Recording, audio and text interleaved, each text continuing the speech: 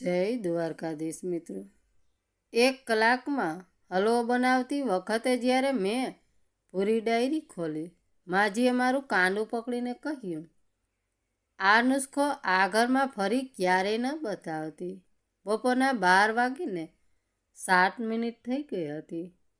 હું રસોડાના દરવાજે ઊભી હતી અને માજી બેઠક રૂમમાં ફોન પર કોઈની સાથે લગભગ બૂમ પાડતા પૂછી રહ્યા હતા, આખું જમવાનું કેવી રીતે બગડી ગયું?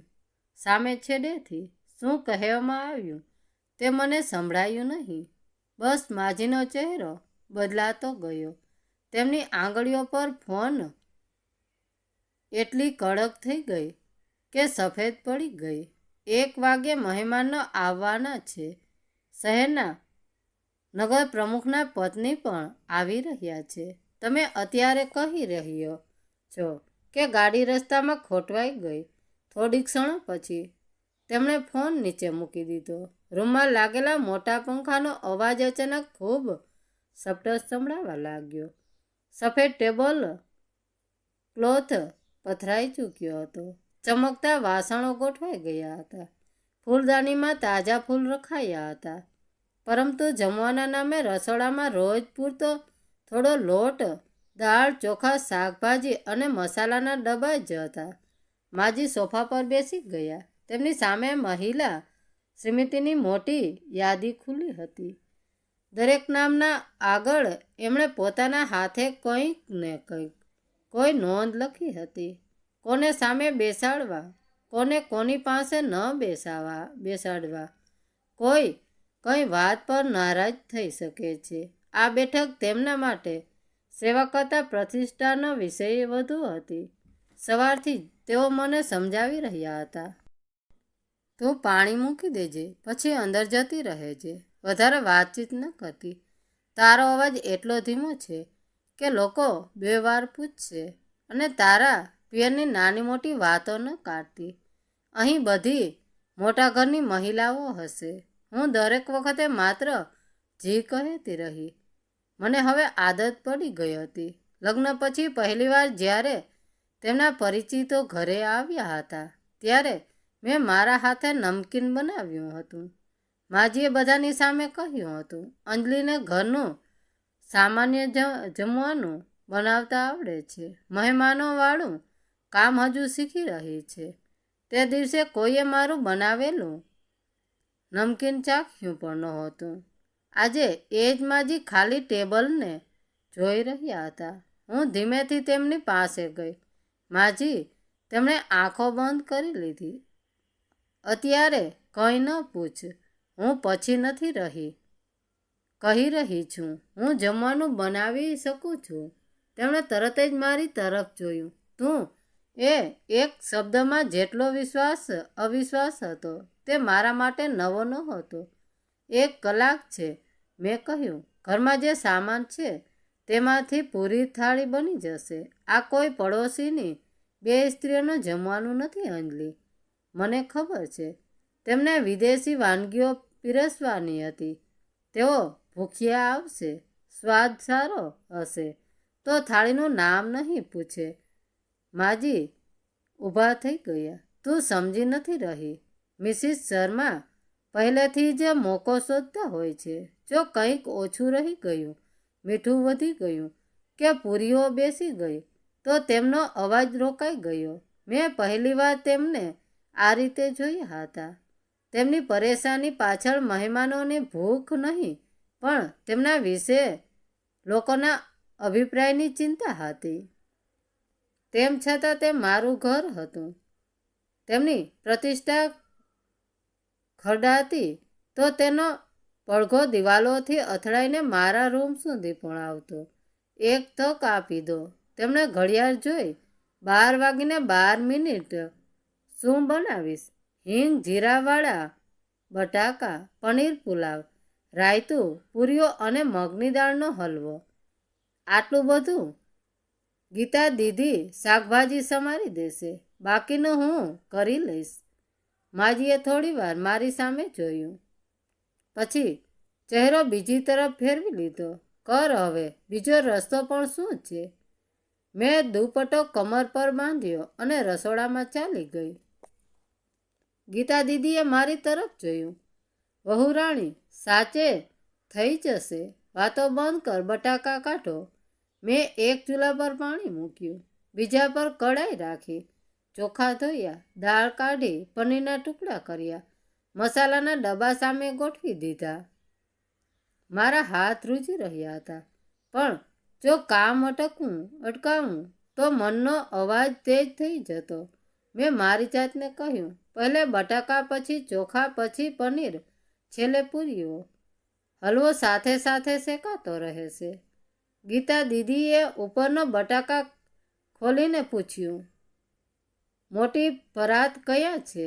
પાછળના સ્ટોરરૂમમાં હશે. હું સ્ટોરરૂમમાં ગઈ. ત્યાં અંજવાળું ઓછું હતું. દરવાજાની ઉપર બનેલા નાના રોશનદારમાંથી તડકાની એક પાતળી લીટી અંદર આવી રહી હતી. જૂના વાસણો અને અનાજના ડબ્બાઓ પર ઝીણી ધૂળ જામેલી હતી. મેં એક પિત્તળનો ડબ્બો હટાવ્યો તો પાછળથી કપડામાં વીંટળાયેલી કોઈ વસ્તુ નીચે પડી. તે ભૂરા રંગના કાપડની જૂની ડાયરી હતી. તેનો એક ખૂણો ફાટેલો હતો. કિનારીઓ પર ઘીના જૂના ડાઘ હતા. એની નીચે ચાંદી જેવો એક વાટકો રાખેલો હતો, જેના પર કાળા પડી ગયેલા અક્ષરોમાં માત્ર આટલું શબ્દ દેખાતું હતું, શા? મેં વાટકો ઉઠાવી લીધો. મેં સામાન્ય વાટકા કરતાં ભારે હતો. વહુરાણી મળી પરાત. બહારથી ગીતા દીદીએ અવાજ આપ્યો, હા, હમણાં લાવી. મેં ડાયરી એક બાજુ મૂકી તો તે પોતાની મેળે જ વચ્ચેથી ખુલી ગઈ. પહેલા પાના પર લખ્યું હતું, દાળને તેના રંગથી નહીં, સુગંધથી ઓળખવી. ઉતાવળમાં આંચ તેજ ન કરવી.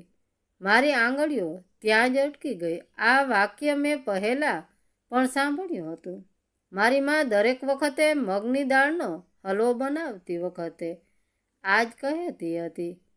શબ્દો પણ એ જ, ક્રમ પણ એ જ, ત્યાં સુધી કે ઉતાવળ નીચે ખેંચેલી નાની બેવડી રેખા પણ એવી જ હતી, જેવી મા પોતાના લખેલા દરેક જરૂરી શબ્દ નીચે ખેંચતી હતી. મેં બીજું પાનું ફેરવ્યું. ઉપર તારીખનો અડધો હિસ્સો ભૂસાઈ ચૂક્યો હતો. નીચે ઘણી વાનગીઓનું માપ લખેલું હતું. કિનારી પર 3 નાના બિંદુઓ ટપકા કરેલા હતા. મા પોતાના દરેક સફળ નુસ્ખાની સામે આવા જ 3 બિંદુઓ બનાવતી હતી. મારી અંદર એક સવાલ ઊભો થયો, પણ ઘડિયાળના ટીક ટીક અવાજે તેને દબાવી દીધો. હું ડાયરી અને વાટકો લઈને રસોડામાં આવી ગઈ. દાળ શેકાવા માટે મેં કડાઈમાં ઘી નાખ્યું. ગરમ ઘીની મહેક ઉઠતા જ મને મારા પિયરનું નાનું રસોડું યાદ આવી ગયું. મા લાકડાના જૂના પાટલા પર બેસતી હતી અને મને ચમચો પકડાવતા કહેતી હતી, હાથ થાકી જાય તો આંચ ધીમી કરી દેજે, પણ દાળ છોડતી નહીં. મેં દાળ કડાઈમાં નાખી દીધી. છૂન એવો અવાજ આવ્યો. એ જ સમયે માજી રસોડામાં આવી ગયા. કેટલું થયું? કામ ચાલી રહ્યું છે. તમે મહેમાનો માટે? તેમની નજર પેલી ભૂરી ડાયરી પર પડી. તેઓ ત્યાં જ અટકી ગયા. તેમના ચહેરા પરથી જાણે બધી જ ગરમી ઉતરી ગઈ. આ કયાંથી મળી? સ્ટોરરૂમમાંથી. તેમણે ઝટકાથી ડાયરી ઉઠાવવાનો પ્રયાસ કર્યો. મેં અજાણતા જ તેના હાથ પર હાથ મૂકી દીધો. માજી, આમાં હલવાની એ જ રીત લખેલી છે જે મારી મા. તેમણે મારું કાંડું પકડી લીધું. તેમની કડક મજબૂત હતી. દાળ બહાર કાઢ. પણ કેમ? કોઈ બીજી મીઠાઈ બનાવી લે. હવે સમય નથી, મેં કહ્યું ને. આ ન બનાવ. મારી પાછળ કડાઈમાં દાળ ઘી શેકી રહી હતી. સામે ઘડિયાળનો મોટો કાંટો આગળ વધી રહ્યો હતો. બેઠક રૂમમાં ફૂલ સજાવવાવાળો છોકરો મુખ્ય દરવાજો બંધ કરીને જઈ ચૂક્યો હતો. બહાર પહેલી ગાડી ઊભી રહેવાનો અવાજ આવ્યો. માજીની આંગળીઓ મારા કાંડા પર વધુ કડક થઈ ગઈ. તેણે પૂરી ડાયરી મારી તરફથી ખેંચતા ધીમા અવાજે કહ્યું, આ નુસ્ખો આ ઘરમાં ફરી ક્યારેય ન બનાવતી. ત્યારે જ બહાર ડોરબેલ વાગી. મારો હાથ છોડાવતા મેં મક્કમ અવાજે કહ્યું, માજી, હવે બીજી કોઈ મીઠાઈ બનાવવાનો સમય નથી. મહેમાનો દરવાજે ઊભા છે અને કડાઈમાં ઘી ગરમ છે. મારી પર વિશ્વાસ રાખો. તમારી આબરૂ પર આંચ નહીં આવવા દઉં. માજી કશું બોલી શક્યા નહીં, પણ તેમની આંખોમાં ડર અને જૂના સમરણોનો અજીબ ગુસ્સો મિશ્રિત હતો. તેઓ અચકાતા પગલે મહેમાનોના સ્વાગત માટે બહાર ગયા. મેં ડાયરી એક બાજુ મૂકી અને પૂરા ધ્યાનથી હલવો બનાવવાનું શરૂ કર્યું. મારી અંદર સવાલોનો વંટોળ ઉઠી રહ્યો હતો. આ ડાયરી અહીં ક્યાંથી આવી? શા લખેલો વાટકો અને મારી માની રીત? શું માજી મારી માને ઓળખતા હતા? પણ અત્યારે ધ્યાન ભટકાવવાનો સમય નહોતો. 1 કલાકની અંદર ચમત્કારી રીતે બધું જ તૈયાર થઈ ગયું. ગરમા ગરમ પૂરીઓ, શાક મહેકતો પુલાવ અને આખા ઘરને સુગંધિત ભરી દેતો મગની દાળનો હલવો. જ્યારે ડોઇનિંગ ટેબલ પર ભોજન પીરસવામાં આવ્યું ત્યારે રૂમમાં એકદમ શાંતિ છવાઈ ગઈ. નગર પ્રમુખના પત્નીએ હલવાનો પહેલો કોળિયો લીધો અને તેમની આંખો ચમકી ઉઠી. અરે વાહ! તેમણે માજી તરફ જોઈને કહ્યું, આ હલવાનો સ્વાદ તો અદ્ભુત છે. મેં વર્ષો પહેલાં કોઈના હાથનો આવો સ્વાદ ચાખ્યો હતો. આ કોણે બનાવ્યો છે? માજીની નજર સીધી મારી તરફ ગઈ ને મેં નમ્રતાથી માથું ઝુકાવી દીધું. માજીએ સહેજ ગર્વ અને થોડા સંકોચ સાથે કહ્યું, મારી વહુ અંજલીએ. બધા મહેમાનોએ જમવાના ખૂબ વખાણ કર્યા. માજીએ પ્રતિષ્ઠા માત્ર બચી જ નહીં, પરંતુ વધુ ઉજળી બની ગઈ.